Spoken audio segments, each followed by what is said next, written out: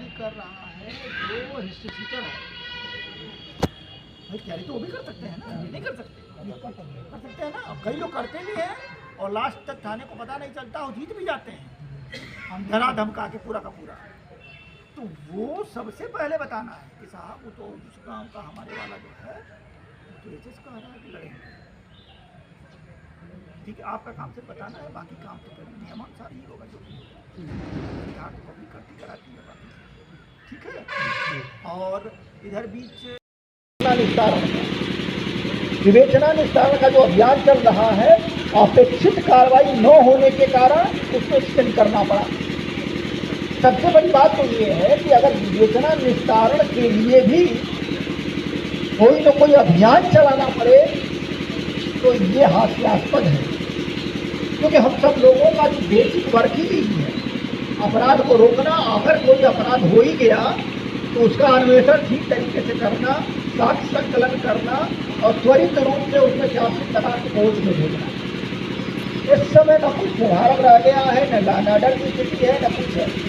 अपेक्षाकृत यही वो समय है जब आप अपने लंबित जो भी अहकामात हैं, चाहे जिस टाइप का भी, उसको पूरा करना। अभी तो देखूंगा क्या कितना जांच आप लोगों ने एचएस वगैरह किया है। ये उम्मीद की जाती है कि आपके हलके में, आपके बीच में जो भी दुराचारी है उसके विषय में आपको जानकारी रहे।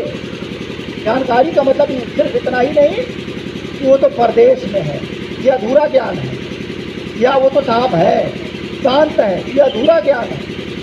ज्ञान पूरा तब है कि प्रॉपर कितनी अपेक्षा है, आप निगरानी करिए केस की, और उसमें आपको पता होना चाहिए कि साहब वो बिल्कुल इस समय शांत है तो ठेलिया लगा रहा है या खेती कर रहा है या दुकान कर रहा है या किस तरीके से उसमें कर रहा है, उसका नंबर क्या है, पहले के उसके मुकदमे क्या क्या हैं, उन मुकदमों जो गंभीर मुकदमा लूट का है या ये है वो इस कोर्ट में चल रहा है, उसमें इतने टोटल साक्षी थे, कितने का उसमें गवाही हो गई, अब अगली डेट ये लगी हुई है, उस डेट पर इनको जाना है, ये सब सारी चीज़ें होनी चाहिए। तो साहब आप सभी लोगों को टारगेट दीजिए इसमें। हर हलके के दरोगा जी अपने उस एरिया के जितने हिस्से सीटर हैं उसमें से 2-3 जो टॉप क्लास के हिस्से सीटर हों, उनके पुराने मुकदमों की पैरवी करें, उसमें सजा दिलाने का प्रयास करें। ये आपका टारगेट है। आप लोगों को पता चला कि अभी DID खराब हो गया है, क्यों रखे हो इसको? सब खराब हो चुका है, मतलब सब खराब हो गया भाई। देख दीजिएगा उसमें कोई काम लायक नहीं है।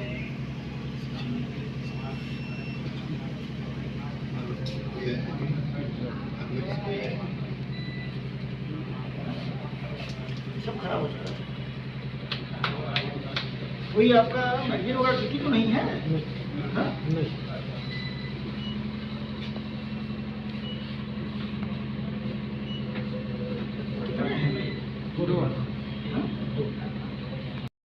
कम समय रह गया है इस हिंदुस्तान के सबसे टफ निर्वाचन प्रक्रिया शुरू होने में।